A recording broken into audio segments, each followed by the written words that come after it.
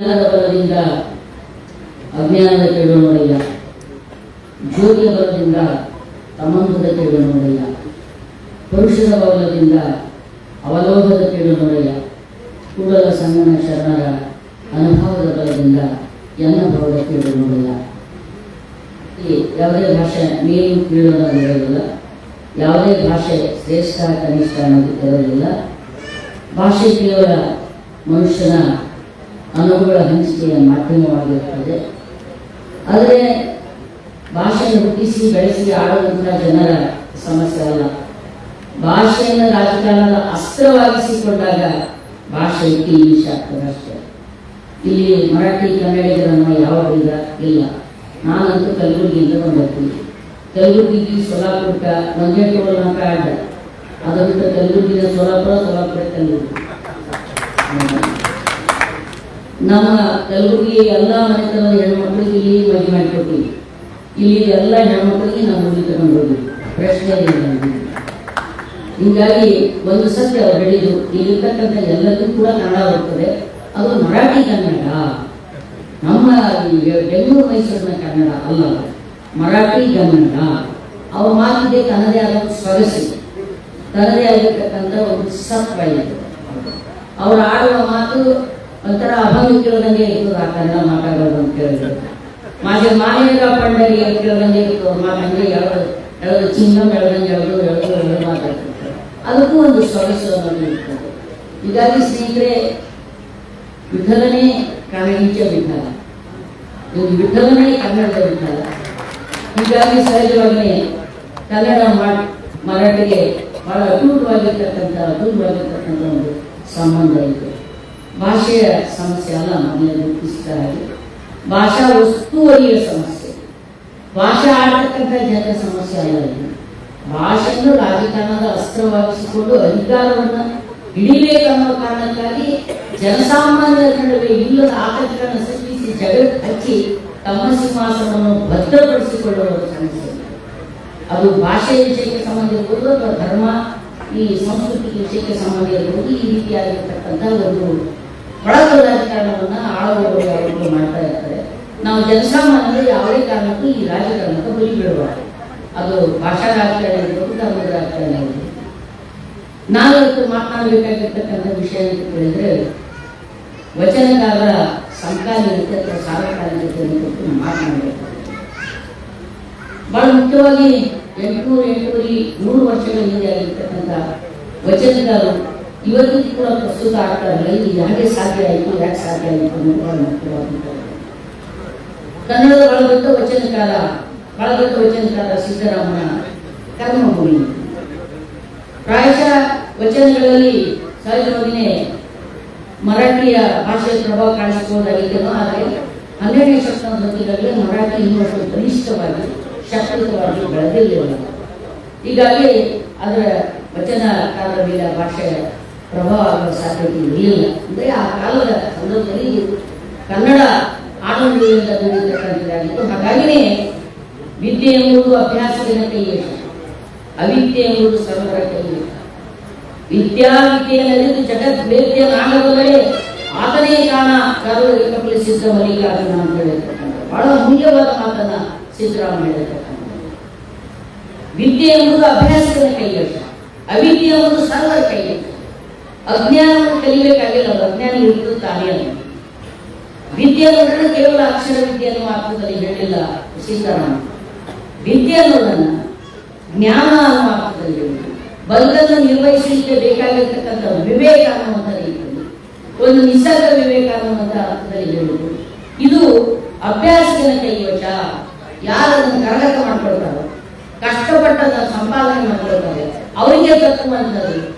ಆದರೆ ನಮ್ಮಲ್ಲಿ ಏನು ಹೇಳಿದ್ರು, ಈ ಜ್ಞಾನ ಅನ್ನೋದು, ಈ ಅರಿವು ಅನ್ನೋದು, ಈ ತಿಳುವಳಿಕೆ ಅನ್ನೋದು ಸಿಕ್ಕವರಿಗೆಲ್ಲ ಬರಂಗಿಲ್ಲ. ಪೂರ್ವ ಜನ್ಮದ ಪುಣ್ಯ ಫಲ ಇದ್ರಲ್ಲಿ ಮಾತ್ರ ಬರ್ತದೆ ಅಂತ ಹೇಳಿದ್ರು. ಹೌದಲ್ಲ? ಜ್ಞಾನ ಅನ್ನೋದು ಎಲ್ಲರ ಕೈಗೆ ಸಿಗ್ತಕ್ಕಂಥದ್ದಲ್ಲ.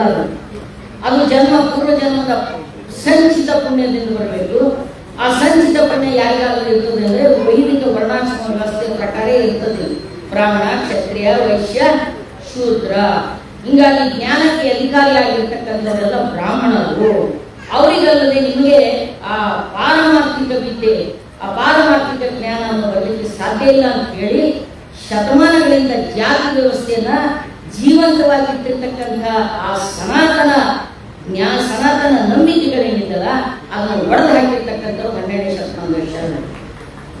ಇವತ್ತು ಕೂಡ ಯಾಕೆ ಪ್ರಸ್ತುತ ಆಗ್ತದೆ ಅಂದ್ರೆ ಅವತ್ತಿದ್ದಂತ ಜಾತಿ ವ್ಯವಸ್ಥೆ ಇವತ್ತು ಪಾಲಿಸ್ಕೊಂಡು ಬಂದೀವಿ, ಅವತ್ತಿರ್ತಕ್ಕಂಥ ಲಿಂಗ ತಾರತಮ್ಯವನ್ನು ಇವತ್ತು ಪಾಲಿಸ್ಕೊಂಡು ಬಂದಿದ್ದೀವಿ, ಅವತ್ತಿರ್ತಕ್ಕಂಥ ವರ್ಗ ಸಂಘರ್ಷ ಶ್ರೀಮಂತ ಬಡವರು ಅನ್ನುವಂಥ ಭೇದಭಾವವನ್ನು ಇವತ್ತಿಗೂ ಕೂಡ ಮುಂದುವರಿಸ್ಕೊಂಡು ಬಂದಿದ್ದೀವಿ, ಅವತ್ತಿರ್ತಕ್ಕಂಥ ಮೌಢ್ಯ ಕಂದಾಚಾರ ಸ್ವಾರ್ಥ ನೀಚತನ ಇವತ್ತೂ ಕೂಡ ನಾವು ನಿರ್ವಹಿಸಿಕೊಂಡು ಬಂದಿರೋದ್ರಿಂದ ಆ ವಚನಗಳೆಲ್ಲ ಇವತ್ತಿಗೂ ಕೂಡ ಅವು ಸಕಾಲಿಕವಾಗ್ತವೆ, ಸಾರ್ವಕಾಲಿಕವಾಗ್ತವೆ.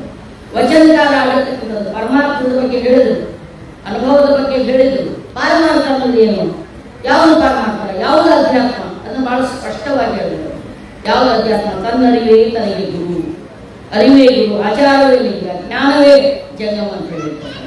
ಹೀಗಾಗಿ 12ನೇ ಶತಮಾನದ ವಚನಕಾರ ಎದುರಿರ್ತಕ್ಕಂಥ ಅಸಮಾನ ಸಮಾಜ ವ್ಯವಸ್ಥೆ ಏನಿತ್ತು, ಆ ಅಸಮಾನ ಸಮಾಜ ವ್ಯವಸ್ಥೆಯನ್ನ ಸ್ಥಿರೀಕರಿಸಲಾಗಿರ್ತದೆ, ಅದನ್ನ ಲೆಜಿಟಿಮೇಟ್ ಕಾನೂನುಬದ್ಧಗೊಳಿಸಲಾಗಿರ್ತದೆ. ನೀವೆಲ್ಲ ಬಡವರು ಯಾಕಿದ್ದೀರ ಅಂದ್ರೆ ನಿಮ್ ಹಿಂದಿನ ಜನರು ಪಾಪದ ಫಲ ಅಂತಾನೆ ಹೇಳಿದರು. ಅದಕ್ಕೆ ಅವರು ಪಾಪ ಪುಣ್ಯ ಯಾವುದಿಲ್ಲ, ಸುಖ ಬಂದಡೆ ಪುಣ್ಯದ ಫಲವೇನೆ, ದುಃಖ ಬಂದಡೆ ಪಾಪದ ಫಲವೇನೆ, ನೀವು ಮಾಡಿದರೆ ಆಯ್ಕೆಯನ್ನೇ ಕರ್ಮಕ್ಕೆ ಕರ್ತವ್ಯ ಏರುತ್ತನ್ನೇ ಕೂಡಲ ಸಂಗಮ ದೇವ ನನಗೀ ಪರಿಯಲ್ಲಿ ನೀ ಮಾಡಿ ವಿಮರ್ಶೆಯ ಸಂಸಾರ ಸಮಯ ಬಳಸುವೆ ಅಂತ ಹೇಳಿರ್ತಕ್ಕಂಥ ಮಾತಿರ್ತಾರೆ. ಸೊ ಹೀಗಾಗಿ ವಚನಕಾರರು ಅವತ್ತು ಬಹಳ ದೊಡ್ಡ ಕ್ರಾಂತಿಯನ್ನು ಮಾಡೋದನ್ನು ನಾವೆಲ್ಲ ಕೇಳಿದ್ವಿ. ಸಿದ್ದರಾಮ ಬಹಳ ದೊಡ್ಡ ಕ್ರಾಂತಿಕಾರಿಯಾಗಿರ್ತಕ್ಕಂಥ ವಚನಕಾರ. ಅವನೇ ಹೇಳಿದ್ರು ಮೊಟ್ಟ ಮೊದಲು ಪ್ರತಿಯೊಬ್ಬರು ಕೂಡ ಪಾರಮಾರ್ಥ ಜ್ಞಾನವನ್ನು ಪಡೆಯಲಿಕ್ಕೆ ಸಾಧ್ಯ ಇದೆ, ಪ್ರತಿಯೊಬ್ಬರು ಅರಿವಿನ ಅತ್ಯುನ್ನತ ಮಾರ್ಗಕ್ಕೆ ಏರಲಿಕ್ಕೆ ಸಾಧ್ಯ ಇದೆ. ಅವಿದ್ಯೆ ಅನ್ನೋದು ಎಲ್ಲರ ಸರ್ವರ ಕೈಯಲ್ಲಿ, ಅಜ್ಞಾನ ಅನ್ನೋದು ಕರ್ನಾಟಕಕ್ಕಾಗಿ ಇರುತ್ತದೆ. ವಿದ್ಯಾವಿದ್ಯೆಯನ್ನು ಜಗದ್ವೇದ್ಯನಾಗಬಲ್ಲರೆ, ಜಗತ್ತಿಗೆ ಒಂದು ಮಾದರಿ ಆಗುವುದಾದರೆ, ಜಗತ್ತಿನ ಜನರನ್ನು ಅಪ್ಪಿಕೊಳ್ಳಲು ಸಾಧ್ಯವಾಗುವುದಾದರೆ ಆತನಿಗೆ ಆಗಲಿಲ್ಲ ಕಪಿಲಸಿದ್ಧ ಮಲ್ಲಿಕಾರ್ಜುನ ಅಂತ ಹೇಳ್ತಾರೆ. ಹೀಗಾಗಿ ಇವತ್ತು ಸೊಲ್ಲಾಪುರ ಅಂತ ಒಬ್ಬ ಮಹಾನ್ ಅನುಭವಿಯ ನಾಡಿದ್ದು.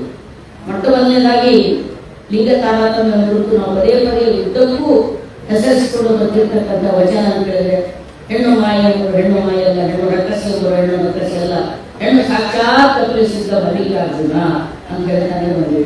ಹೆಣ್ಣು ಮಕ್ಕಳಿಗೆ ಎಲ್ಲ ರೀತಿಯಾಗಿರ್ತಕ್ಕಂಥ ಪಾರಮಾರ್ಥಿಕ ಅಧಿಕಾರವನ್ನು ಕೊಟ್ಟಿರ್ತಕ್ಕಂಥದ್ದು, ಸಾಂಸ್ಕೃತಿಕ ಸಮಾನತೆಯನ್ನು ಸಾಧಿರ್ತಕ್ಕಂಥದ್ದು ವಚನಕಾರ ಅಂತ ಹೇಳುವಾಗ ಇದೇ ಸೊಲ್ಲಾಪುರ ಸಿದ್ದರಾಮೇಶ್ವರ ಗುಡಿ ಒಳಗ ಇವತ್ತಿಗೂ ಕೂಡ ಹೆಣ್ಮಕ್ಳು ಒಳಗಿದ್ದಾರೆ.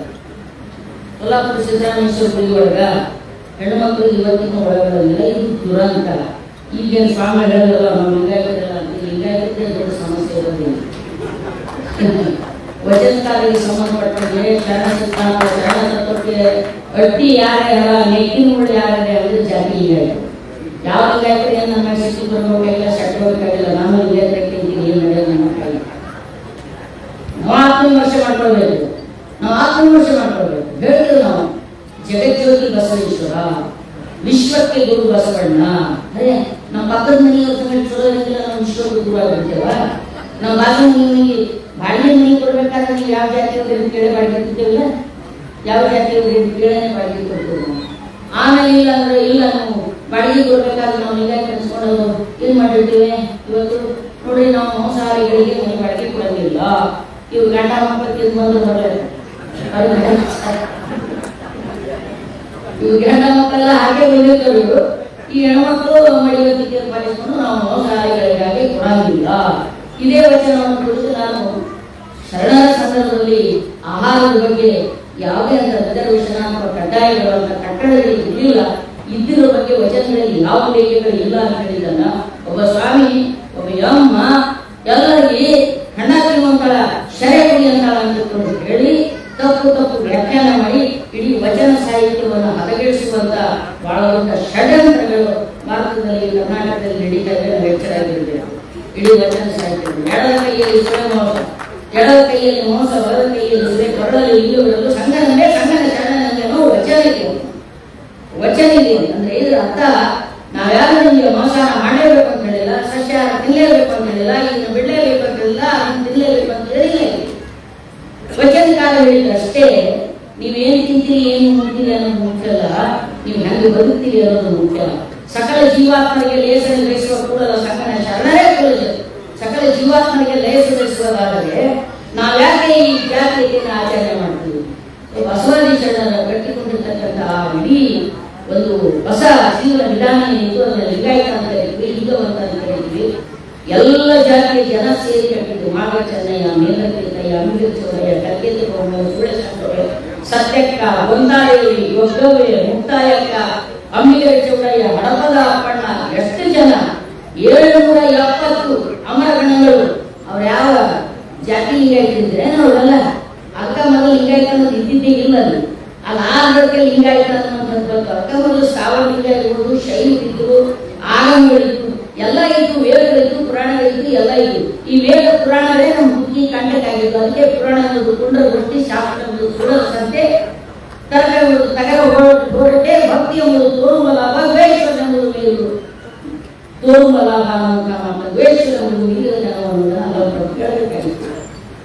ವೇದ ಆಗಮಗಳೆಲ್ಲ ನಾವು ತೌಡು ಪಟ್ಟು ಹುಟ್ಟಿಂಬೋ ಈ ವೇದ ಆಗಮ ಉಪನಿಷತ್ತುಗಳನ್ನ ಎತ್ತದ ಆಚೆ ಒಕಾಟಿ. ಯಾಕೆ ಹೇಳೋದು ಅಂದ್ರೆ ಈ ವೈದಿಕ ಸಾಹಿತ್ಯ ಯಾವುದನ್ನು ಸರ್ವಶ್ರೇಷ್ಠ ಸಾಹಿತ್ಯ ಅಂತ ಇಲ್ಲಿವರೆಗೆ ಬೋಧಿಸ್ತಾ ಬಂದಿದೆ. ಅದು ಅಸಮಾನತೆಯನ್ನು ಬಿಟ್ಟರೆ, ಮನುಷ್ಯರ ಒಳಗಡೆ ಪಾಪದ ಭಾವನೆ ತುಂಬುವುದು ಬಿಟ್ಟರೆ, ಮನುಷ್ಯನ ಒಳಗಿನ ಚಿಚ್ಚೇತನವನ್ನು, ಚಿಚ್ಚಕ್ತಿಯನ್ನು ಜಾಗೃತಿಗೊಳಿಸುವಂತ ಯಾವ ಮಾತುಗಳಲ್ಲಿಲ್ಲ. ಆದ ಕಾರಣ ವೇದ, ಆಗಮ, ಶಾಸ್ತ್ರ, ಪುರಾಣ ಇವೆಲ್ಲವೂ ಪುಂಡರ ದೃಷ್ಟಿ ಅನ್ನುವಂಥ ಮಾತನ್ನು ನಾವು ಹೇಳಿಲ್ಲ. ಈ ಮಾತನ್ನು ಶರಣರು ಹೇಳಿದರು. ಶರಣರು ಹೇಳಿದ್ರು ಅದೇ ಮಾತನ್ನು. ಆದಿ ಪುರಾಣ ಅಸುರರಿಗೆ ಮಾಡಿ, ವೇದ ಪುರಾಣ ಭೋಗಿಗೆ ಮಾಡಿ, ರಾಮ ಪುರಾಣ ರಕ್ಕಸರಿಗೆ ಮಾಡಿ, ಭಾರತ ಪುರಾಣ ಗೋತ್ರಕ್ಕೆ ಮಾಡಿ, ಯಮ ಪುರಾಣ ಸಮುದಾಯದಲ್ಲಿ ಅಂತ. ಆದಿ ಪುರಾಣ ಪೌರಾಣಿಕ ಕಥೆಗಳಿತ್ತು, ವೇದ ಪೂರ್ವದ ಕಥೆಗಳೆಲ್ಲ ಇತ್ತು, ಋಷಿಮುನಿಗಳ ಕಥೆಗಳಿತ್ತು. ಅದು ಅಸುರರಿಗೆ ಮಾಡಿ. ಅಸುರರು ರಾಕ್ಷಸರು ನೋಡ್ರಿ. ಸುರರು ಅಂದ್ರೆ ರಕ್ಷಿಸುವವರನ್ನ ನಾವು ರಕ್ಷಣೆ ಕೊಟ್ಟಿದ್ದೇವೆ.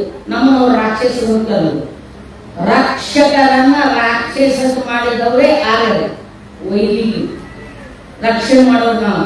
ಹೆಂಗೆ ರಕ್ಷಣೆ ಮಾಡೋದು? ನಾವು ಹುಟ್ಟಿದ ಮನುಷ್ಯನಿಗೆ ಬದುಕಲಿಕ್ಕೆ ಬೇಕಾಗಿರ್ತಕ್ಕಂಥ ಅನ್ನ ಬೆಳೆಯೋರು ನಾವು. ಅವನಿಗೆ ಚಳಿ, ಮಳೆ, ಗಾಳಿ, ಬಿಸಿಲಿನಿಂದ ತಡೆಹಿಡಿಯಲಿಕ್ಕೆ ಬಟ್ಟಿ ನೇಯೋರು ನಾವು.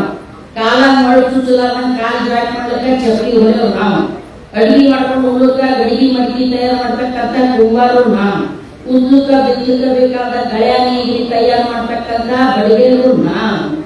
ಕುರ್ಪಿ ಇವೆಲ್ಲ ಮಾಡ್ತಕ್ಕಂಥ ಕಂಬಾರ ನಾವು, ಕುಂಬಾರ ನಾವು, ಹಟಗಾರ ನಾವು, ನೇಕಾರ ನಾವು, ಹೂಗಾರ ನಾವು, ಭಜಂತ್ರಿ ನಾವು, ಕೊಲೆಯ ನಾವು, ಮಾಲ ನಾವು, ಎಲ್ಲ ನಾವು. ನೀಯಾರಪ್ಪ ಇಲ್ಲಿ? ನೀವೇನ್ ಮಾಡಿದ್ರಿ? ಏನ್ ಮಾಡಿದ್ರಿ ನೀವು? ಮಂತ್ರ ಹೇಳಿದ್ರಿ. ಆ ಮಂತ್ರದಿಂದ ನಿಮ್ಮ ಹೊಟ್ಟೆ ತುಂಬ, ನಿಮ್ಮ ಹೊಟ್ಟೆಯೇ ತುಂಬಿಲ್ಲ. ಈ ಮಂತ್ರ ಪಠಣ ಮಾಡೋದಕ್ಕೆ ನೀವು ಮುಕ್ತಿ ಗೋತಿ ಅಂತ ಹೇಳಿ ಸುಳ್ಳು ಕತಿ ಕಟ್ಟಿದಲ್ಲ. ಕಾಗಿ ಗುಬ್ಬಿ ಕತಿ, ಈ ಕಾಗಿ ಗುಬ್ಬಿ ಕತಿ ಇನ್ನು ಮುಂದೆ ನಡೆಯಲ್ಲ ಅಂತ ಹೇಳೋದು ವಚನ. ಆ ಕಾಗಿ ಗುಬ್ಬಿ ಕತಿಗಳ ಹೇಳಿನೇ ಒಂದು 3-4 ಪುಸ್ತಕಗಳನ್ನ ಇಟ್ಕೊಂಡು ಇವತ್ತಿಗೂ ಕೂಡ ಜಗತ್ತಿನ ಮೇಲೆ ತನ್ನ ಅಧಿಕಾರ ಜಮಾಯಿಸಲು ಹುಟ್ಟಿರ್ತಕ್ಕಂಥ ವರ್ಣಾಶ್ರಮ ವ್ಯವಸ್ಥೆ ಇತ್ತು. ಆ ವ್ಯವಸ್ಥೆಯನ್ನ ಅಲ್ಲಿರುವ ದೋಷ ದೌರ್ಬಲ್ಯಗಳ ಕಾರಣಕ್ಕಾಗಿ ಅದನ್ನು ಅನುಸರಿಸುವಂತ ಮನುಷ್ಯರ ಅಜ್ಞಾನದ ಕಾರಣವಾಗಿ ಅದನ್ನು ಹಳಬರೆ ಹೊರತು ಯಾವ ವ್ಯಕ್ತಿಗಳನ್ನ ಶರಣರನ್ನು ದ್ವೇಷಿಸಲಿಲ್ಲ, ಯಾರನ್ನು ಕೂಡ ದೂಷಿಸಲಿಲ್ಲ.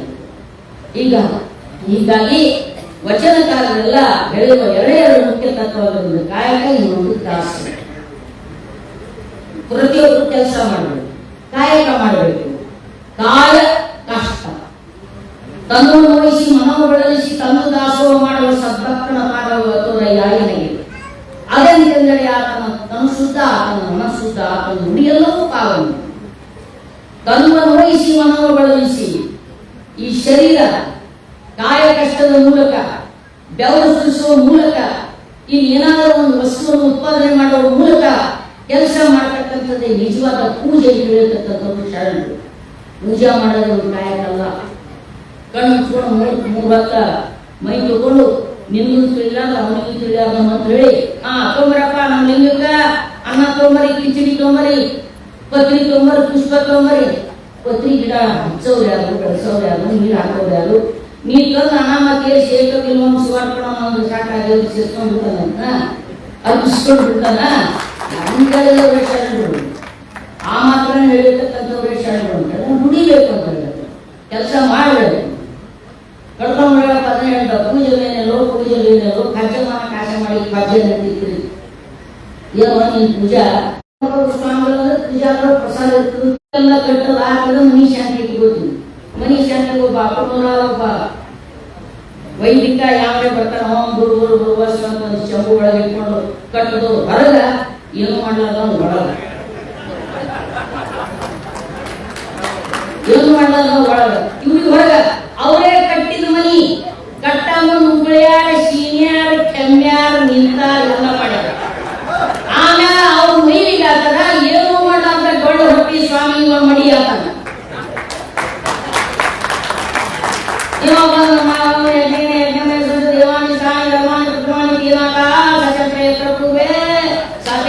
ಸಂತಿ ದೇವ ಏನಾಯ್ತು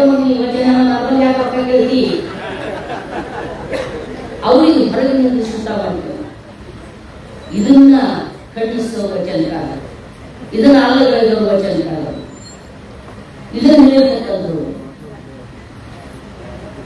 ಯಾವುದನ್ನು ನಾವು ಇಲ್ಲಿವರೆಗೆ ಶ್ರೇಷ್ಠ ಅಂತ ನಂಬಿಕೊಂಡು ಬಂದಿವಿ ಅಥವಾ ನಂಬಿಸಿಕೊಂಡು ಬರಲಾಗಿತ್ತು. ವೇದಾಂಗಗಳನ್ನು ಪಠಣೆ ಮಾಡೋರು, ದೇವಸ್ಥಾನಗಳಲ್ಲಿ ಕುರಿತು ಪೂಜೆ ಮಾಡುವುದನ್ನು ಶ್ರೇಷ್ಠ ಅಂತ ಬಿಂಬಿಸಲಾಗಿತ್ತು. ಅದು ಅಲ್ಲ ಶ್ರೇಷ್ಠ ಆಗಬೇಕಾಗಿತ್ತು. ಶ್ರೇಷ್ಠ ಆಗಬೇಕಾಗಿದ್ದು ದುಡಿತ, ಶ್ರೇಷ್ಠ ಆಗಬೇಕಾಗಿದ್ದು ಕೆಲಸ, ಶ್ರೇಷ್ಠ ಆಗಬೇಕಾಗಿದ್ದು ಕ್ರಿಯಾಶೀಲತೆ. ಕ್ರಿಯಾಶೀಲತೆ ಚಿತ್ ಶಕ್ತಿಯ ಪ್ರತೀಕ. ಆ ಚಿತ್ ಶಕ್ತಿಯ ಸಾಕ್ಷಾತ್ಕಾರವೇ ಪಾರಮಾರ್ಥ. ಕಣ್ಣು ಮುಚ್ಕೊಂಡು ಯಾವಾಗ ಗುರಿಯಾಕೊಂಡು ತಪಸ್ ಮಾಡ್ತಾರೆ. ಶರಣ ನೆತ್ತರೆ ಜಪ ಕಾಣಿಯರು, ಶರಣ ಮಲಗಿದರೆ ಶಿವರಾತ್ರಿ ಕಾಣಿಯರು, ಶರಣ ನೆತ್ತರೆ ಜಪ ಕಾಣಿಯರು. ಅವನು ಕೆಲಸ ಮಾಡುವಂಥದ್ದೇ ಜಪ, ಅವನು ಸೃಷ್ಟಿ ಮಾಡತಕ್ಕಂಥದ್ದೇ ಒಂದು ಪ್ರತಿಫಲ, ಅದು ಕಾಯಕ. ದಾಸೋಹ, ದಾಸ ಅನ್ನೋದೇನು ಹೇಳಿದ್ರು, ಶರಣ ಮನೆಯ ಕೊನೆಯ ಮೇಲೆ ಕೂತಿದ್ದನೊಬ್ಬ ದಾಸೋಹಿ. ಶರಣನ ಮನೆಯ ಕೊನೆಯ ಮೇಲೆ ಕೂತಿದ್ದನೊಬ್ಬ ದಾಸೋಹಿ. ಸಾಮಾನ್ಯ ದಾಸೋ ಅಂದ್ರೆ ನಮ್ಮ ಸ್ವಾಮಿಗಳು ಇಡೀ ವಚನ ಸಾಹಿತ್ಯವನ್ನ ಅಪಭಕ್ತಿಯೊಳ ಮಾಡಿರ್ತಕ್ಕಂಥ ಒಂದು ದೊಡ್ಡ ಪಟಾಲಿಯಂ ಅಂದ್ರೆ ಈ ಮಠಾಧೀಶರ ಗುಂಪು. ಇವ್ರು ಎಂತ ವಚನಗಳು ಹೇಳುವುದಂದ್ರೆ ಗುರುಭಕ್ತಿ ಗುರುಭಕ್ತಿ ಗುರುಭಕ್ತಿ. ಅವರು ವಚನಕಾರ ಹೇಳಿದ್ದು ಗುರು, ಗುರು ಅನ್ನುವಂಥ ಒಂದು ದೊಡ್ಡ ತತ್ವ ಅಲ್ಲಿ, ಗುರು ಅನ್ನುವಂಥದ್ದು ಒಂದು ದೊಡ್ಡ ತತ್ವ ಅಲ್ಲಿ, ಅದೊಂದು ಪಾರಮಾರ್ಥಿಕ ಆತ್ಯಂತಿಕ ಸ್ಥಿತಿ. ಆ ಗುರುವಿನ ಬಗ್ಗೆ ಹೇಳ್ತಾ ಗುರು ಅಂದ್ರೆ ಯಾರಂತ ತಿಳಿದ ಮಗನ ನಾನೇ, ಅವ್ರ ನನ್ ಬಂದು ನೀನ್ ಕಾಲಿಗೆ ನನ್ ಬಂದು ನೀನ್ ದಕ್ಷಿಣ ಕೊಡ್ಬೇಕಂತ ಹೇಳಿದ್ರಲ್ಲ, ಹಿಂಗ್ ಹೇಳ್ತಾರ ಮುಂದಿನ ಜನ ಅಂತ ಹೇಳ ವಚನಕಾರ ಹೇಳಿದ್ರು. ಅರಿವೇ ಗುರು. ಎಲ್ಲಿವರೆಗೆ ನಿನ್ನೊಳಗೆ ಅರಿವು ಉದಯ ಆಗೋದಿಲ್ಲ, ಎಲ್ಲಿವರೆಗೆ ನಿನ್ನೊಳಗೆ ತಿಳುವಳಿಕೆ ಉದಯ ಆಗೋದಿಲ್ಲ, ಅದು ಮಾತ್ರ ಗುರುಸ್ಥಾನದಲ್ಲಿ ಇರ್ತದೆ. ವ್ಯಕ್ತಿಯಾಗಿರ್ತಕ್ಕಂಥವ ಅದಕ್ಕೆ ಪ್ರೇರಕ ಆಗಿರ್ತಾನೆ, ಪ್ರೇರಣೆ ಆಗಿರ್ತಾನೆ. ಅಂತ ಗುರುವನ್ನ ಸಾಕ್ಷಾತ್ಕಾರಪಡಿಸಿಕೊಂಡಿರ್ತಕ್ಕಂಥ ನಾವು ಲಿಂಗವೇ ಪೂಜೆ ಮಾಡ್ತಕ್ಕಂಥದ್ದಿದೆಯಲ್ಲ, ಇದೊಂದು ದೊಡ್ಡ ಕ್ರಾಂತಿಕಾರಿ ಆದ ನಿಲುವು ವಚನಕಾರರ ಸಂದರ್ಭದಲ್ಲಿ. ಯಾಕೆ ಇದೊಂದು ಕ್ರಾಂತಿಕಾರಿ ನಿಲುವು ನೋಡ್ರಿ? ಭಾಷೆ ಹೇಳ್ತೀನಿ, ಈ ಜಗತ್ತಿನಲ್ಲಿ ದೇವರು ಇದ್ದಾನೋ ಇಲ್ಲೋ ಗೊತ್ತಿಲ್ಲ. ದೇವರು ಇದ್ದಾನೆ ಅನ್ನುವಂಥ ನಂಬಿಕೆಯಂತೂ ಕಾರಣವಾಗಿದೆ. ದೇವರು ಇದ್ದಾನೋ ಇಲ್ಲೋ ಗೊತ್ತಿಲ್ಲ. ಬುದ್ಧನ ಹತ್ರ ಹೋಗಿ ಕೇಳಿದಾಗ ಬುದ್ಧ ಹೇಳಿದಷ್ಟೇ, ನಾಸ್ತಿಕನಾಗಿರ್ತಕ್ಕಂಥ ಬುದ್ಧ ಚನ್ನನಿಗೆ ಹೇಳಿದ್ದೀನಿ ಮಾತು. ಚನ್ನ ಜೀವನ ಪರ್ಯಂತ ಬುದ್ಧನ ಸೇವೆ ಮಾಡಿ ಕೊನೆಗೂ ಬುದ್ಧ ಸಾಯುವ ಕೊನೆಯ ಕ್ಷಣದಲ್ಲಿದ್ದಾಗ ಅವನು ಕೇಳಿದ್ದೆ ನಮ್ಮ ಶಿಷ್ಯ ಅಂದ್ರೆ, ಇಲ್ಲಿ ತಂದ್ರೆ ಎಲ್ಲ ಹೇಳಲಿಕ್ಕಾಗಲ್ಲ, ಈಗಲೇ ಹೇಳು ಕರೆಕ್ಟ್ ದೇವರ ಹಣ ಇಲ್ಲ ಅಂತ ಕೇಳಿಬಿಟ್ಟವ. ಅವಾಗ ಹೇಳಿದ ಇಷ್ಟೇನೆ, ದೇವರ ಹಣನೂ ಎಲ್ಲೋ ಗೊತ್ತಿಲ್ಲ, ಭೂಮಿ ಮೇಲೆ ದುಃಖ ಇದೆ, ಭೂಮಿ ಮೇಲೆ ಅಸಮಾನತೆ ಇದೆ, ಭೂಮಿ ಮೇಲೆ ಅಜ್ಞಾನ ಇದೆ.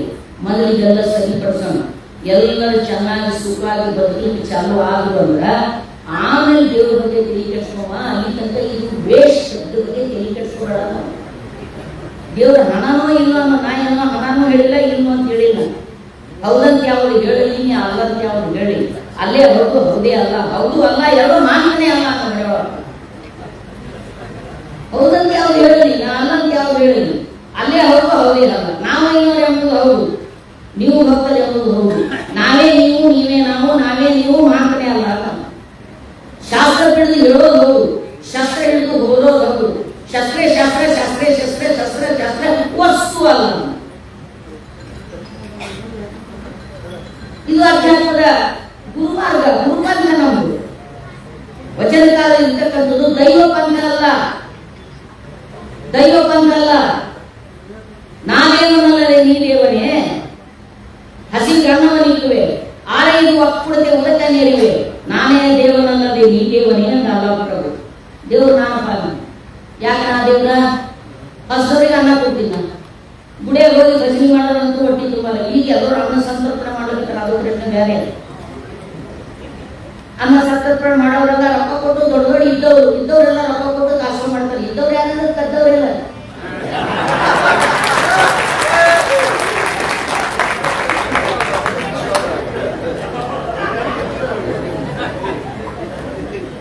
ಎಲ್ಲರೂ ಕದ್ದವ್ರು ಹೇಳಿ ಬಸವಣ್ಣ ಹೇಳ್ತಾರೆ. ನಾಯಕರಿ ವಾಂಗಿನೊಳಗೊಂದು ಎಳೆಯ ಸೀರೆ ಒಳಗೊಂದರೆ ಹಿಂಗೆ ನಾಳಿಗೆ ಎಂದಾಗಲೇ ನಿರ್ಮಾಣಿ ನಿಮ್ಮ ನಮ್ಮ ಕರಾವಳಿ. ನೀ ಇವತ್ತು ಮಕ್ಕಳು ಕೇಳ್ಬೇಕು ಅಷ್ಟೇ. ನಿಮ್ಗೆ ಇದಕ್ಕಿಂತ ಹೆಚ್ಚಿಗಿತ್ತು ಅನ್ನೋದು ಕತ್ತಂಗೆ ಹೌದೋ ಅಲ್ಲ? ಒಂದು ಎಲೆಕ್ಷನ್ ಮಾಡ್ಬೇಕಾದ್ರೆ ನಿಮ್ಮ ಶಾಸಕ ಮಹಾಸಭೆಗೆ 1000 ಕೋಟಿ ರೊಕ್ಕ ಬೇಕು. ಎಲ್ಲಿಂದ ತನ್ನ ದುಡ್ಡಿ ಕೆಟ್ಟ ನಿಮ್ಮ ಶಾಸಕ? ಯಾವ ರೊಕ್ಕ ಅವು? ನಿಮ್ಮದೇ ರೊಕ್ಕ. ರೊಕ್ಕ ಅನ್ನೋದು ಎಲ್ಲಿ ಬರ್ತದೆ? ಶ್ರಮದ ಮೂಲಕ ಬರ್ತದೆ. ಶ್ರಮ ಇಲ್ಲದೆ ರೊಕ್ಕ ಇಲ್ಲ. ಶ್ರಮವೇ ಹಣ. ಶ್ರಮವೇ ಹಣ ರೀ. ಹೌದು, ನಿಮ್ ನಿಮ್ಗೆ ಯಾವ ಸರ್ಕಾರ ಒಂದು 100 ಕೋಟಿ ಬಂದು ತಿಳ್ಕೊಂಡು ಹೆಂಗ 100 ಕೋಟಿ ರೂಪಾಯಿ ಅಂದ್ರೆ ಏನವ? ಕಾಗದ. ಕಾಗದದಿಂದ ಏನಾಗಲ್ಲ, ಉಳ್ಳಾಕಲ್ಲ. ಕಾಗದ ಚಳಿ ಹೊತ್ಕೊಳಕ್ ಬರಲ್ಲ. ಕಾಗದ ಈಸ್ ನೋಟು ಸುಟ್ಟರು ಚಳಿಗೆ ಬೆಂಕಿ ಕಾಯಲ್ಲ. ಕಾಗದಕ್ಕಿಲ್ಲ ಬೆಲೆ. ಕಾಗದಕ್ಕೆ ಬೆಲೆ ನಿರ್ಮಾಣ ಮಾಡಿರ್ತಕ್ಕಂಥ ಒಂದು ವಸ್ತು. ಆ ಕಾಗದ ಕೊಟ್ರೆ ಯಾರೇ ಜೋಳ ಕೊಡ್ಬೇಕು, ಆ ಕಾಗದ ಕೊಟ್ರೆ ಯಾರೇ ಗೋಧಿ ಕೊಡ್ಬೇಕು, ಆ ಕಾಗದ ಕೊಟ್ರೆ ಕಾರ್ ಕೊಡ್ಬೇಕು, ಆ ಕಾಗದ ಕೊಟ್ರೆ ಬಂಗಾರ ಕೊಡ್ಬೇಕು, ಆ ಕಾಗದ ಕೊಟ್ರೆ ಏನಾದ್ರು ವಸ್ತು ಕೊಡ್ಬೇಕು. ಹಾಗಾಗಿ ಕಾಗದಕ್ಕೆ ಇರ್ತಕ್ಕಂಥ ಚಲಾವಣೆಯ ಮೌಲ್ಯ, ವಾಸ್ತವ ಮೌಲ್ಯ ಅಲ್ಲ.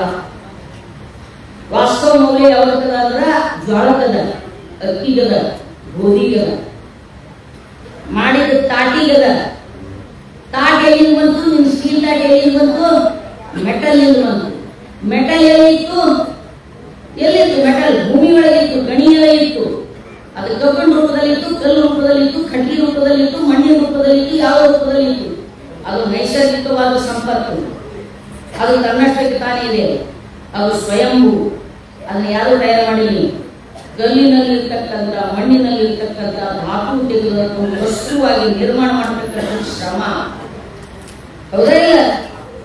ಭೂಮಿಯಾಗಿ ಕಬ್ಬಿಣ ತೆಗಿಬೇಕಾದ್ರೆ ಅಲ್ಲಿ ಕುಂತು ರುದ್ರಾಭಿಷೇಕ ಮಾಡೋದು ಭೂಮಿಯಾಗ ಕಬ್ಬಿಣ ಬರ್ತದ? ಏನ್ ಗಾಯತ್ರಿ ಮಂತ್ರ ಹೇಳೋದು ಬರ್ತದ? ಬಂಗಾರ ಹಾಕೊಂಡು ಜಗ ಜಗ ಜಗ ಕುಂಡಿರ್ತೇವೆ ನಾವು. ಹೆಂಗ್ ಬರ್ತದೆ ನೀವು ಬಂಗಾರ? ಬಂಗಾರ ಖಣಿ ಒಳಗ ಲಕ್ಷಾಂತರ ಕಾರ್ಮಿಕರು ಸಾವು ಬದುಕಿನ ನಡುವೆ ಹೋರಾಟ ಮಾಡಿ ಗಣಿ ಒಳಗಿಟ್ಟು ಕಲ್ಲು ಒಡೆದು ತೆಗೆದು ಮ್ಯಾಗೇರಿಸಿ ಮ್ಯಾಗ್ ಕುಟ್ಟಿ ಪುಡಿ ಮಾಡಿ ತೇಜಪ್ ಹಾಕಿ ತೇಜಪ್ ಗಟ್ಟಿ ಮಾಡಿ ತಂದಾಗ ಕಳ ಬಂಗಾರ ಅದು. ಬಂಗಾರ ಮ್ಯಾಗಿ ದೂರಲ್ಲಿ ಬಂಗಾರ. ಒಂದು ತುಳಿ ಬಂಗಾರ ಹೊಡೆದು ಬರಬೇಕಾದ್ರೆ 100 ಕಾರ್ಮಿಕರು ಗುಟ್ಟಿಗಟ್ಟಲೆ ಬೆವರು ಸೂಚಿಸಬೇಕಾಗ್ತದೆ. ನೆನಪಿಟ್ಕೊಳ್ಳಿ. ಅಂದ್ರೆ ಬಂಗಾರ ತಯಾರು ಮಾಡಿರ್ತಕ್ಕಂಥದ್ದು ಯಾವುದು? ಬೆವರು. ದೇವಸ್ಥಾನ ನಿರ್ಮಾಣ ಮಾಡಿರ್ತಕ್ಕಂಥದ್ದು ಯಾವುದು? ಬೆವರು. ದುಡಿತ.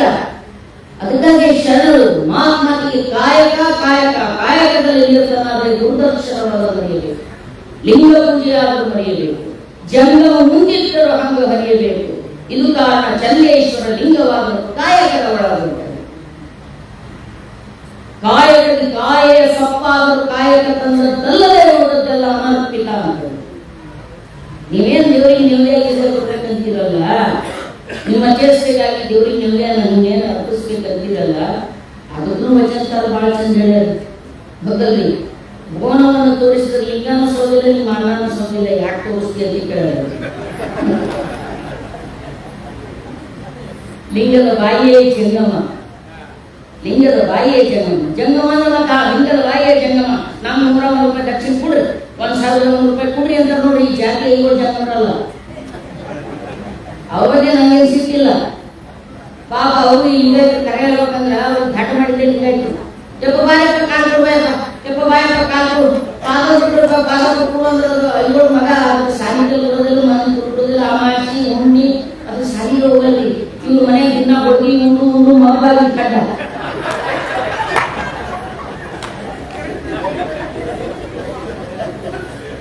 ನಮ್ಮ ಮನೆಯಾಗ ಮೈನಾರು ಬರ್ತಾನ ಸಣ್ಣಗಿದ್ದಾಗ ಸಾಲಿ ಕೈ ಇರ್ತದ ಹುಡುಗ ನಮ್ಮ ಸಂಗಟೆ.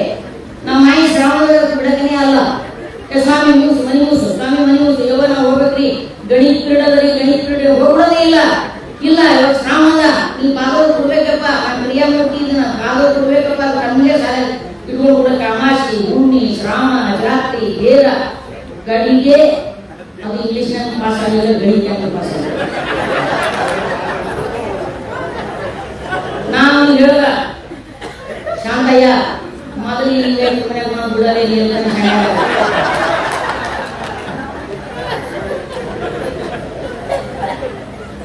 ಇಲ್ರಿ ಯಾವಾಗ ನಮ್ಮ ಕಾಯಿಗೆ ಅದ್ರಿ ಪಾದ ಕೊಡ್ಬೇಕ್ರಿ, ಅದು ನಮ್ಮ ಕಾಯಿಗ ರುಚ ನಿಮ್ಗೆ ಕಾಯ ಬೆಳ ಮಾಡ್ಯಾರ ನಿಮ್ ಕಾಯ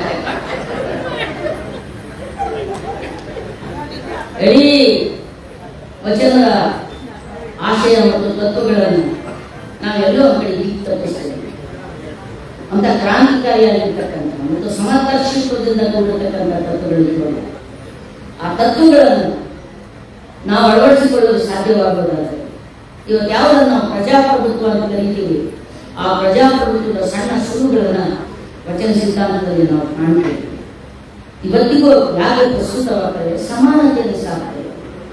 ಸಕಲ ಜೀವಾತ್ಮನಿಗೆ ಲೇಸನೆ ವಹಿಸುವ ಕೂಡಲ ಸಣ್ಣ ಶರಣರೇ ಕೂಡುವ ಸಕಲ ಜೀವಾತ್ಮನಿಗೆ ಲೇಸನ ವಹಿಸುವಂತ ನಮ್ಮಲ್ಲಿ ಸಕಲ ಸಮಾನತೆ ಅನ್ನೋದು ಇಲ್ಲೇ ಇಲ್ಲ. ಎಲ್ಲಿ ಹೇಳಿ ಹೇಳಿದರೆ ನನಗೆ ದೇವರು ಇದ್ದಾನೆ ಎಲ್ಲೋ ಗೊತ್ತಿಲ್ಲ, ದೇವರು ಇದ್ದಾನೆ ಅನ್ನುವಂಥ ನಂಬಿಕೆ ಇದೆ ಜನ. ಆ ದೇವರನ್ನು ಪೂಜಿಸಬೇಕು, ಆರಾಧಿಸಬೇಕು, ಸ್ಮರಿಸಬೇಕು, ತಮ್ಮ ದುಃಖ ನೋವು ಸಂಕಷ್ಟಗಳನ್ನು ಹೇಳ್ಕೊಳ್ಬೇಕು. ಯಾರ್ಯಾರು ಹೇಳ್ಕೊಳ್ಬೇಕು? ಕಾಣದ ದೇವರ ಬಗ್ಗೆ ಹೇಳ್ಕೊಳ್ಬೇಕು. ಪ್ರಾಬ್ಲಮ್ ಏನು ಗೊತ್ತು ನಾನೆಂದ್ರೆ ಅವನ ಒಂದು ದುಃಖ ಹೇಳ್ಕೊಂಡು ಅಂದಿತ್ತು. ನಾವು ದಾಸ ಆಗ್ತೇನೆ ಮೂರನೇ ಯಾವಾಗ ಬಿಡ ಮನೆ ಹಿಂದಿದೆ ಅಂತ ಕಿರಿ ಹಚ್ಚಿದ್ದೀನಿ, ಹಿಂದಿನ ಜಗತ್ತಿನಿಲ್ಲ ಜಗತ್ತಿನ ಎಲ್ಲ ಜೀತಾರಲ್ಲ ಅಂತ ಗದೇಶ್ ಹೇಳ್ತೀನಿ. ಆ ಕಲ್ಲಿನ ಹೇಳೋದು ವಾಪೀಸ್ ಏನೋ ಅನ್ನೋಲ್ಲ ಹೇಳ್ತಾರೆ ಏನು ಅನ್ನಂಗಿಲ್ಲ ದೇವರು. ಅದಕ್ಕೆ ಯಾವಾಗ ವ್ಯಕ್ತಿ ಪ್ರಜ್ಞೆ ಅಥವಾ ವಿಚಾರ ಶಕ್ತಿ ಕುಂಠಿತ ಆಗ್ತದೋ ಅವಾಗ ಅವನಿಗೆ ಗೊತ್ತು ಎಲ್ಲ ನಮ್ಗೇನು ಗೊತ್ತಿಲ್ಲ, ಎಲ್ಲ ಅವನ ಕಡೆ ಕಲಿತೀವಿ. ಮನುಷ್ಯ ತನ್ನ ಅಸಹಾಯಕತೆ, ಜನರ ಅಸಹಾಯಕತೆ ದೇವರು ಬೆಳಕಲ್ಲ ದೇವರಾಗಿದ್ದು, ಜನರ ಅಸಹಾಯಕತೆ. ಆದ್ರೆ ಜನ ದೇವರಿಗಾಗಿ ದೇವಸ್ಥಾನ ಕರೆದು ಹೋಗ್ತೀವಿ. ದೇವಸ್ಥಾನದ ಒಳಗಡೆ ನಮ್ಮ ಪ್ರವೇಶ ಇರಲಿಲ್ಲ, ದೇವರಿಗಾನೆಲ್ಲೋ ಗೊತ್ತಿಲ್ಲ. ಜನ ದೇವರನ್ನ ಹುಡ್ಕೊಂಡ ದೇವಸ್ಥಾನಕ್ಕೆ ಹೋಗ್ತಿದ್ರು, ಪೂಜೆ ಪುರಸ್ಕಾರದಲ್ಲಿ ತೊಡುತ್ತಿದ್ರು. ಈ ವೈವಿಧ್ಯಶಾಹಿ ನಿಮ್ಗೆ ದೇವಸ್ಥಾನದಲ್ಲಿ ಪ್ರವೇಶ ಇಲ್ಲ. ಚೌಕಾಮೇಳ ಇದೇ ಮರಾಠಿ ಸಂಘ, ಬಹಳ ದೊಡ್ಡ ಸಂಘ, ಮಹಾಜನಾಂಗಕ್ಕೆ ಸೇರಿದ ಚೌಕಾಮೇಳ. ವಿಠಲ್ ವಿಠಲ್ ವಿಠಲ್ ವಿಠಲ್ ಅಂದ ವಿಠಲ್ ಗುಡಿಯ ಒಳಗೊಂಡು ಬಿಡಲಿಲ್ಲ. ಆ ಇಡೀ ವಿಠಲ್ ಇರೋದು ವಾರಿಕೆರೆ ಸಂಪ್ರದಾಯ ಇರ್ತಕ್ಕಂಥದ್ದೇ ದುಡಿಯುವ ವರ್ಗದ ದೇವರು. ಅಲ್ಲಿ ಇವತ್ತು ಕೂಡ ಸನಾತನಿಗಳ ಕಬ್ಜಾ ಬಂದು ಅಲ್ಲಿ ನಮ್ಗೆ ಯಾರಿಗೆ ಒಳಗೆ ಇಲ್ಲ. ಚೌಕಾಮೇಳ ನೋಡಿ, ಯಾವಾಗ ದೌಂಡಿ ಇದೇ ದೊಡ್ಡ ಸಂತ. ಇಡೀ ಮರಾಠಿಯಲ್ಲಿರ್ತಕ್ಕಂಥ ಸಾಹಿತ್ಯ ಸಂತ ಪರಂಪರೆ ಸಾಹಿತ್ಯ. ನಮ್ಮಲ್ಲಿ ವಚನ ಸಾಹಿತ್ಯ ಹೆಂಗೋದು ಅಭಂಗ, ನಮ್ಮಲ್ಲಿ ಶರಣ ಸಾಹಿತ್ಯ ಹೆಂಗೋದು ಸಂತ ಸಾಹಿತ್ಯ. ನಮ್ಮಲ್ಲಿ ಅನುಭವ ಪಡ್ತೀವಿ ಯಾವ ಕರಿತೀವೋ ನಾವು ವಾರಕರಿ ಅಂತ. ಅವನು ದೌಂಡಿ ಕೆಲಸ ಮಾಡ್ತಿದ್ದ. ಹೆಚ್ಚು ಕಡಿಮೆ ನಮ್ಮ ಮಾದಾರ ಚೆನ್ನೈನ ಜೊತೆ ತೌಲನಿಕವಾಗಿ ಅಧ್ಯಯನ ಮಾಡಬಹುದಾದಂತಹ ಚೌಕಾಮೇಳ. ಮನಿ ಕಟ್ಟ ಮುಂದ ಮನಿ ಗೋಡೆ ಕುಸಿದು ಬಿದ್ದು ಸತ್ತು ಹೋದಂತಹ ಚೌಕಾಮೇಳ. ಚೌಕಾಮೇಳನ ಅಸ್ಥಿ ಹುಟ್ಟುಗೆ ಹೋಗಿ ಶವ ಸಂಸ್ಕಾರ ಮಾಡ್ತಾರೆ, ದಹನ ಮಾಡ್ತಾರೆ. ಎಲ್ಲೆಲ್ಲ ಚೌಕಾಮೇಳದ ದಹನ ಗೊತ್ತಿಲ್ಲ, ಅಜ್ಞಾತವಾಗಿ ದಾನ ಮಾಡ್ತಾರೆ. ಮಸೂದಿಗೆ ಹೋಗ್ತಾರೆ. ಮಸೂದಿಗೆ ಹೋದಾಗ ಯಾವುದೊಂದು 10 ಹೆಣ ಸುಟ್ಟಾಕ್ಯಾರ, ಎಲ್ಲ ಗುಂಡಿ ಉಳಿದ್ಬಿಟ್ಟವಲ್ಲಿ. ಹಿಂಗಾಗಿ ಯಾವುದು ಚೌಕಾಮೇಳನ ಅಸ್ಥಿ ಅಂತ ಇರುವುದನ್ನು ಹುಡುಕಾಡ್ಕೊಂಡು ಹೋದಾಗ ಯಾವ ಅಸ್ಥಿಯಿಂದ ಯಾವ ಎಲುಬಿನಿಂದ ವಿಠಲ್ ವಿಠಲ್ ವಿಠಲ್ ಅಂತ ಬರ್ತಿತ್ತು ಅವು ಆಯ್ಕೆ ಮಾಡ್ಕೊಂಡು ವಿಠಲ್ ವಿಠಲ್ ವಿಠಲ್ ಅಂತ ಬರ್ತಿತ್ತಲ್ಲ ಅವನ್ನ ಆಯ್ಕೆ ಮಾಡಿಕೊಂಡು ತಂದು ವಿಠಲ್ ದೇವಸ್ಥಾನದ ಎದುರ ಚೌಕಾಮೇಳನ ಗತಿಗೆ ಅವನು ಸಮಾಧಿ ಮಾಡಿದ. ಬಾಬಾ ಸಾಹೇಬ್ ಅಂಬೇಡ್ಕರ್ ಚೋಕಾಮೇಳನ ಭಕ್ತರಾಗಿ ವಿಠಲ್ ದರ್ಶನ ಮಾಡ್ಬೇಕಂತ ಹೋದಾಗ ಚೋಕಾಮೇಳನ ಗತಿಗೆ ತರ ಬಿಟ್ಟು ಬಾಬಾ ಸಾಹೇಬ್ ಒಳಗೆ ಬಿಡಲಿಲ್ಲ. ಇದನ್ನ ಕಂಡು ಕನಲಿ ಲಿಂಗವನ್ನು ಕೈಯಲ್ಲಿ ಕೊಟ್ಟವರು ಶರಣರು. ನೀನು ದೇವರು ಬೇಕು, ದೇವಸ್ಥಾನ ತಗೊಳ್ಳ ತಗೋ, ನೀನು ತಗೋ, ನೀನು ಕುಂತಲ್ಲಿ ಪೂಜೆ ಮಾಡು, ಯಾರಿಗೆ ಬೇಕು ಅವ್ರು ಪೂಜೆ ಮಾಡು. ಎಲ್ಲಿ ಪೂಜೆ ಮಾಡು? ಎಡಗೈ ಕನಿಷ್ಠ ಅಂದ್ರು, ಎಡಗೈ ಗಿಳಿಯಲ್ಲ, ಕರಿ ಕನಿಷ್ಠ ಅಂದ್ರು. ಲಿಂಗ ಕಾರ್ಯದ ಕೆಂಪು ಹಸದಿ ಕಾವ್ಯದ ಲಿಂಗ ಸ್ವಾಮಿ ಕಟ್ಕೊಂಡ ಲಿಂಗ ಕಾವ್ಯದ ಏನ್ ಕರಗದಪ್ಪ? ಇಷ್ಟಲಿಂಗ ಕರಗದ ಬೇಡದ ಕಾವ್ಯದ ಕರಗ ಕನಿಷ್ಠಿತ್ತು ತಗೋ ಕಾರಗ. ಏನಲ್ಲಿ ಉಸುರಿನ ಪರಿಮಳವಿರಲು ಕುಸುಮದ ಹಂಗೆಯ ಕೈಯ ಶಮೆದನೆ ಶಾಂತಿ ಸೈರಣ ಇರುತ್ತಿರಲು ಗಂಗಾಕ್ಷತೆಯ ಹಂಗೆಯ ಕೈಯ ಲೋಕಾಂತರ ಕಾಣಾಂತರಿಕ ಏಕಾಂತದ ಹಂಗೆಯ ಕೈಯ ಅಷ್ಟೇ ಇರೋದು. ಏನ್ ಬೇಕಾಗಿಲ್ಲ. ಅದಕ್ಕ ಕೆಲಸ ಮಾಡು ನಡಿ. ಮಡಿವಾಳಪ್ಪ, ಕಡಕೊಳ ಮಡಿವಾಳಪ್ಪ ಅತ್ಯಂತ ಸರಳವಾಗಿ ಬದುಕಿರ್ತಕ್ಕಂಥ ಮನುಷ್ಯ, ಈ ವ್ಯವಸ್ಥೆಯಿಂದ ಶೋಷಣೆಗೊಳಗಾದಂಥ ಮನುಷ್ಯ. ಒಬ್ಬ ಶಾಸ್ತ್ರಿ ಮಡಿವಾಳಪ್ಪ ಬಹಳ ದೊಡ್ಡ ಶಿವಯೋಗಿ ಅಂತ ಹೆಸರು ಮಾಡಿದ್ದಾನೆ. ಅವನಿಗೆ ಭೇಟಿಯಾಗಿದ್ದು ಬಸಲಿಂಗ ಶಾಸ್ತ್ರಿ ಅಂತ ಒಬ್ಬ ಶಾಸ್ತ್ರಿ ಬಂದ. ಶಾಸ್ತ್ರಿ ಬಂದು ಮಡಿವಾಳಪ್ಪ ಕೇಳದಂತ, ಮಡಿವಾಳಪ್ಪ ಇನ್ನೇ ಅವ ಕಣ್ಣಿ ವಸ್ತು ಕೂತಿದ್ದ ಮಡಿವಾಳಪ್ಪ ಕಾಯಿಜಿ ಕೆಲಸ ಮಾಡ್ತಿದ್ದವ, ಕೂತು ನಿಂತಿದ್ದೇನೆ.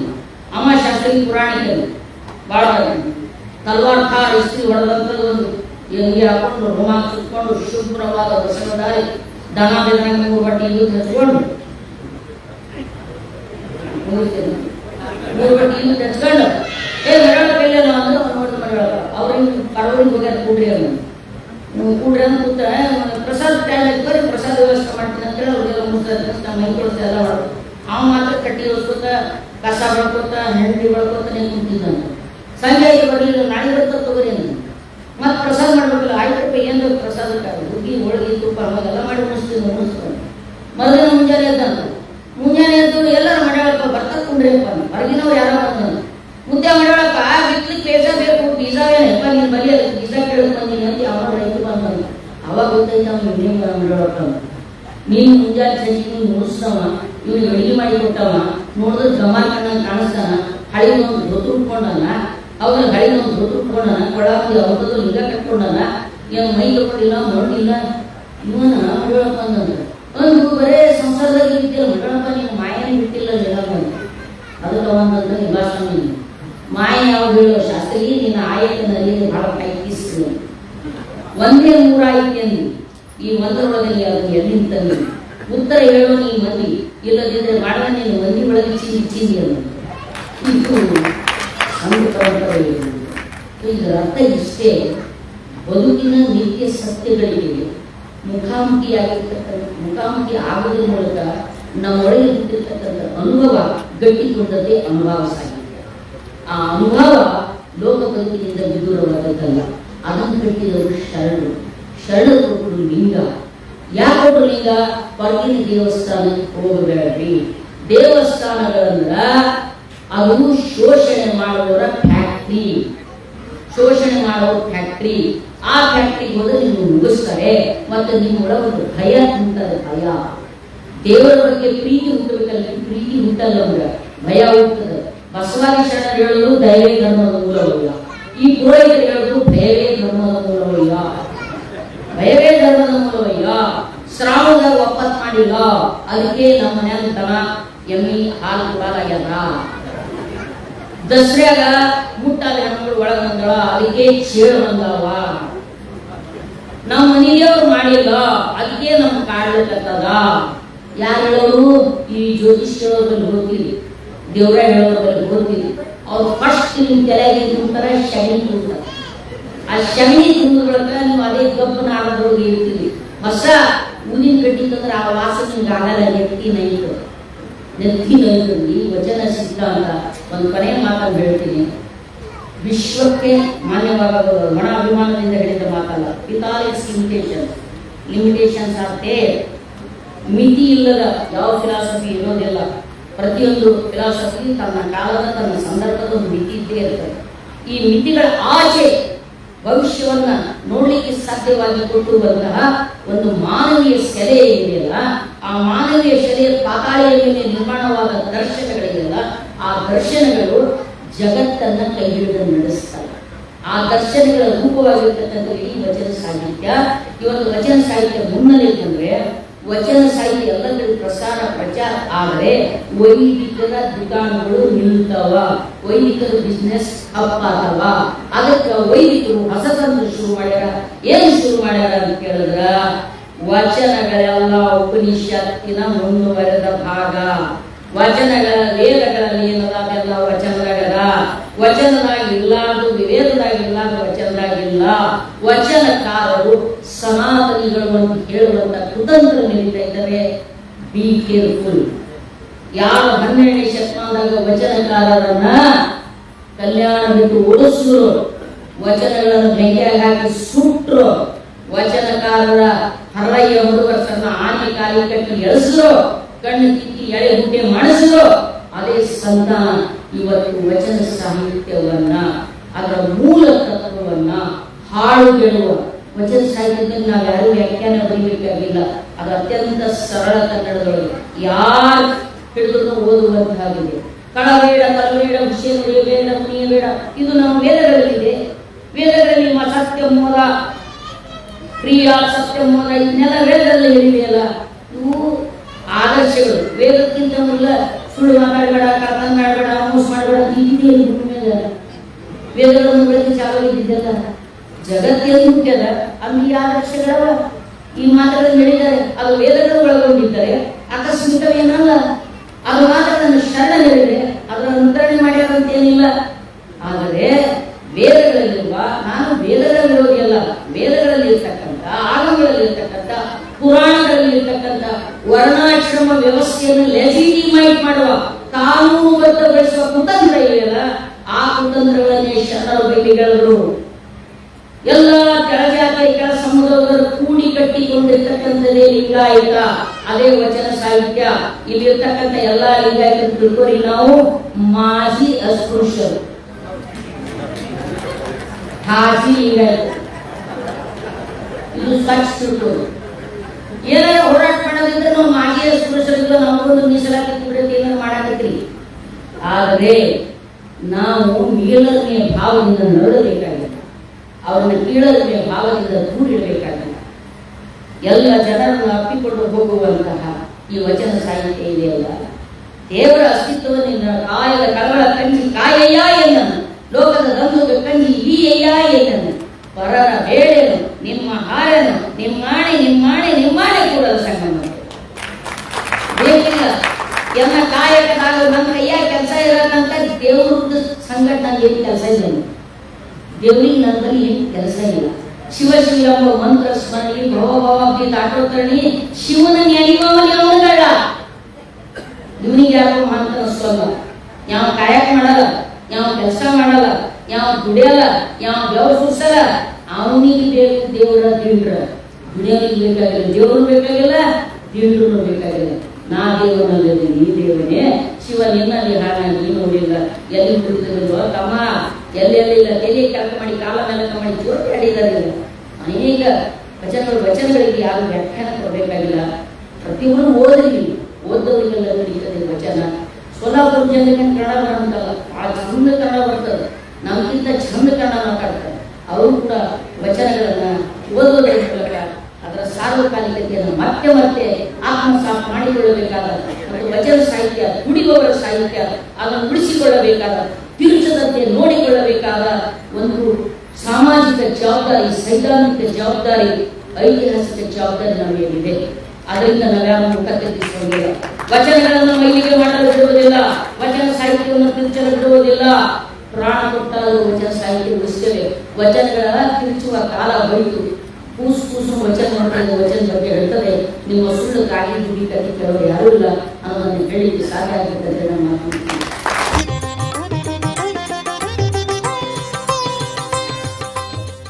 ಓಂ ಶ್ರೀ ಗುರು ಬಸವಲಿಂಗಾಯ ನಮಃ.